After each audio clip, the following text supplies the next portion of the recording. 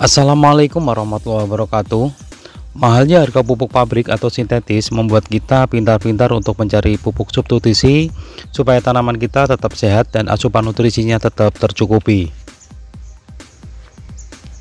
Kita bisa memanfaatkan beberapa tanaman atau tumbuhan di mana mempunyai kadar unsur hara tinggi sehingga bisa digunakan untuk pupuk, baik pupuk organik padat maupun pupuk organik cair.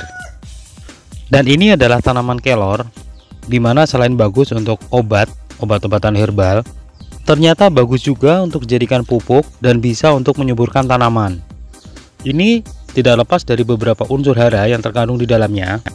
Ini adalah kandungan nutrisi dari daun kelor. Silahkan browsing saja mengenai kandungan ataupun manfaat dari daun kelor. Di sini kita bisa melihat dari kandungan kalsiumnya, kemudian kandungan kaliumnya, dan juga kandungan proteinnya. Ini sangat luar biasa. Kemudian tanaman lain yang bisa dijadikan alternatif untuk pupuk adalah petai Cina. Tanaman ini tersebar di beberapa pedesaan biasanya dan mudah kita temukan, mudah tumbuh bahkan dengan perawatan yang minimal sekalipun. Meskipun kandungan unsur haranya tidak sebagus dengan pohon kelor, namun keberadaannya mudah ditemui, itu bisa kita jadikan sebagai pupuk alternatif. Berikut adalah cuplikan dari unsur hara yang terdapat pada daun petai Cina. Lebih lengkapnya silahkan di browsing sendiri. Dan pada kesempatan kali ini kami ingin memanfaatkan daun dari dua tanaman tadi untuk dijadikan pupuk dasar pada penanaman bibit. Karena ini adalah pupuk organik padat, maka kita ambil daun yang sudah tua atau bagian bawah. Dan kegiatan ini bisa dijadikan juga untuk pemangkasan beberapa daun yang sudah tua. Jadi ini penampakannya setelah kita pangkas beberapa daun tua yang di bagian bawah. Kita sisakan untuk beberapa daun yang hijau. Nah, ini posisinya adalah yang kita pangkas dan nanti kita akan jadikan pupuk dasar pada penanaman bibit tanaman. Kita ambil secukupnya saja.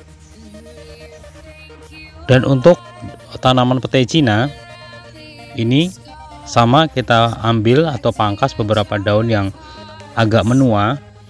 Ini kita udah lakukan pemangkasan. Nanti kita satukan dengan daun kelor, lalu kita gunakan. Cara penggunaannya cukup simpel. Ini adalah lubang tanam. Kedalaman bisa disesuaikan saja dengan tanaman yang nanti akan kita tanam di sini. Kemudian ini nantinya akan kita masukkan ke bagian dasar lubang tanam tersebut. Sebelumnya ini nanti kita haluskan, kita cacah halus supaya bisa masuk secara maksimal dalam lubang tanam. Ini setelah kita masukkan. Nah, ini idealnya atau sebaiknya kita diamkan dulu, jangan langsung digunakan, antara 2 hari atau 3 hari. Semakin lama semakin bagus. Dibiarkan saja, tidak perlu ditutupi. Biarkan terkena hujan atau terkena sinar matahari.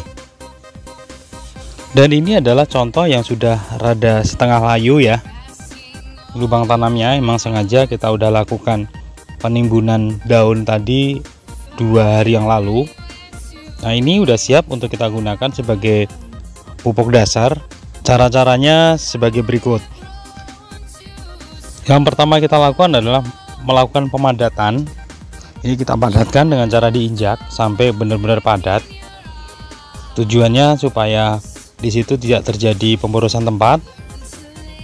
Nah, sambil memadatkan, ini ada beberapa bahan plastik kita buang karena dia itu nggak bisa terurai oleh bakteri. Nah, kemudian kita langsung timbun dengan tanah di bagian lapisan atas. Nah, seperti ini udah ditumbun, semuanya tertutupi dengan tanah. Jadi usahakan tanah ini nanti bisa menutupi dari daun kelor tadi dan daun petai Cina. Lapisannya tingginya antara 1-2 cm juga cukup. Ini bibit yang kita akan masukkan ke dalam media tanam, ke dalam lubang tanam maksud kami. Ini ada jenis mangga. Ini hasil dari cangkok susu dengan 2 akar bantu. Ini akarnya, ini udah lepas masa karantina. Eksekusinya cukup mudah, tinggal dibuka plastik perlahan, kemudian masukkan tanaman ke dalam lubang dan kemudian timbun dengan tanah. Jadi perakaran yang dibentuk dari tanaman baru itu tidak langsung mengenai daun kelor ataupun daun petai Cina tadi. Dan ini adalah penampakan akhirnya.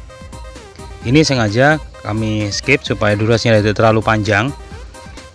Kami udah pernah membuat tata cara penanaman dari pot ke grounding atau ke tanah, nanti kita cantumkan dalam deskripsi linknya. Seiring dengan berjalannya waktu, bahan-bahan tersebut akan terkompos dan dijadikan sumber unsur hara bagi tanaman tersebut.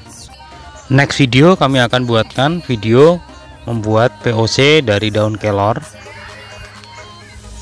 Untuk saat ini cukup sekian, semoga video ini bermanfaat. Dari kami, wassalamualaikum warahmatullahi wabarakatuh.